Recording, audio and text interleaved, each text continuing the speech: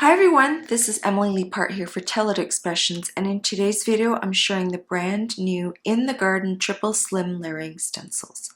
Yes, this is the latest in Taylor's innovative Create and Quad series, except this particular set makes mini slim cards. This is the first in the Triple Slim series, and I sure hope there are lots more coming because it's absolutely fantastic and my favorite yet. Let me start by showing you the 4 stencils. You can see the final results of the flowers when the stencils are stacked together like this. As with the Create and Quad series, each stencil is labeled 1 through 4 so you know exactly which order to stencil in. These stencils are sized so that you can use a piece of cardstock at 5 3/4 inches by 9 3/4 inches, then trim it into thirds at 3 1/4 inches for your final 3 panels when the stenciling is done. You can find pre-cut packs of cardstock in both sugar cube and toffee at telledexpressions.com, or you can cut your own. My color palette for these cards includes Lollipop, Lime Zest, Spearmint, and Eggplant. 2 new stamp sets I'll be using are the Signature Sentiments Clear Stamp Set and the Get the Word Out Mother's Day Cling Stamp. I can already tell that Signature Sentiments is going to be one of my new favorites. I love sentiments that have a mix of typewriter and scripted fonts. Plus, with 10 sentiments for different occasions, there's one for pretty much every occasion you can think of. The Mother's Day Cling Stamp has a coordinating die which makes it perfect for popping onto a busier design with layers and foam tape. I'm using a large stencil mat, lining up my cardstock with the guidelines on the stencil and tucking the stencil into the corner of the mat. If you've watched any of the videos on the Create and Quad stencils, you'll know that you can stencil in any color order and the results will be different each time. I'm not saying that you can't have pink or purple leaves, but in this case the first stencil will lay down most of the leaves, so I chose to use Lime Zest first.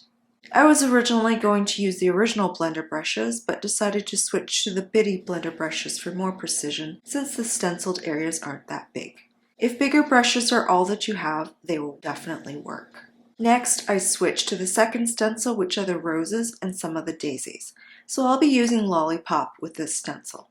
The nice thing about stenciling is that you can be light-handed and go back and add more ink later, even after you've taken a peek or removed the stencil entirely. For the third stencil, which includes the rest of the daisies and the buds, I'm using Spearmint, and you can see how much this fills in the different scenes. The images are already incredibly beautiful at this point. Now it's time for the fourth and final stencil, which I use with Eggplant ink. This color is quite intense, so I'm trying to stencil as lightly as possible.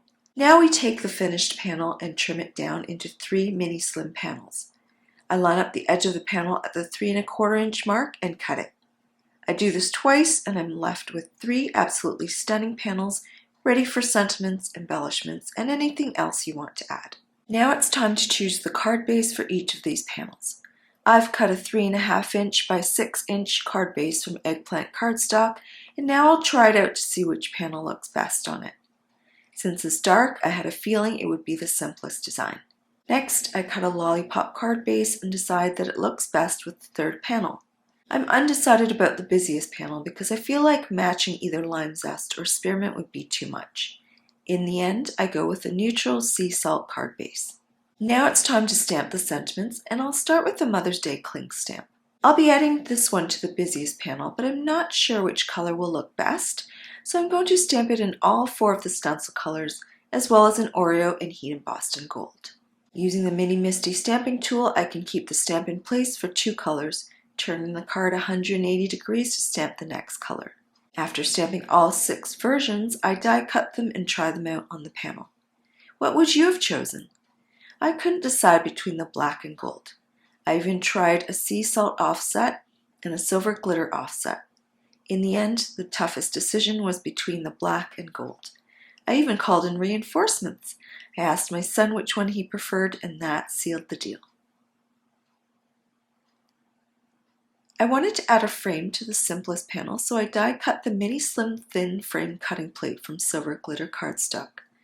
I selected the 3rd largest frame, and I'm going to trim off part of it so it doesn't cover any of the stenciling. Since the previous sentiment has a silver glitter offset, this will serve as the silver accent on this card. Before I glue the frame to the panel, I want to stamp the sentiment so I know exactly where it's going. I grab the clear alignment panel for mini slim cards and line up the sentiment so I know it's straight. Then I stamp it with Oreo ink. This last panel has so many options because of the wide open white space in the center. I wanted one of the longer sentiments such as thinking of you, just because, or happy birthday. And I settled on the latter since I'm always in need of birthday cards and never have enough. Now it's time to assemble all the cards. I apply liquid glue to the back of the frame in the areas where I know I want the frame to exist, and I leave the smaller section on the left unglued so I can remove a portion of the frame.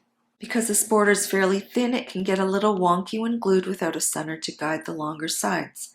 I simply push the edge of a ruler against it to make sure that it's straight and not bowed out. In the section that I cut off, I ended up cutting off too much, so I simply added back a portion where I want it to be, which is even with the space between the end of the frame and the flowers at both the top and bottom sections. The nice thing about using the silver glitter cardstock is that no one will be the wiser since you can't see where the two ends meet. After I secure the finished panel to the eggplant card base, I move on to the second card. I use glue dots to add the silver glitter shadow and then pop on the entire piece with foam strips. Before I attach and embellish the final card, I noticed that there was a missing section of spearmint stenciling, so I brought back that stencil and filled in the small daisy. I secured the panel to the card base and added some silver drip drops, which is the silver element on this card. Here's a close-up look at all of the finished mini slim cards. Aren't they beautiful? It's definitely hard to choose a favorite, but I think it's the Hello Friend one with the simple bouquet and the sparkly frame. Which one is yours? I hope you enjoyed all the ideas presented in this video on how to use this fabulous new product, and I look forward to seeing what you create with it. You can find all of these products in the Tailored Expressions web store at tailoredexpressions.com. Thanks so much for watching, and I'll see you again soon.